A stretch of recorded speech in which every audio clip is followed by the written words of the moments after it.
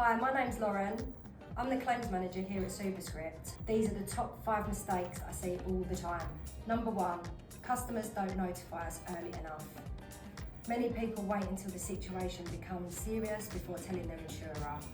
But something could turn into a claim, it should be notified to us straight away. So number 2, they assume something isn't serious. A small complaint, a query from a regulator, or an internal issue may not seem like a claim. These are exactly the situations that often escalate. Number 3, handling the matter themselves. Trying to resolve things quietly without notifying insurers can cause problems later, especially if it develops further. Number 4, admitting liability or agreeing settlements. These matters should always go through your insurers first, otherwise it could impact your cover. For example, your claim could be declined. Lastly, number 5, not disclosing information. If you are aware of something that could lead to a claim, it needs to be disclosed because your insurer may argue that they weren't given the full picture. These mistakes can mean your claim is declined.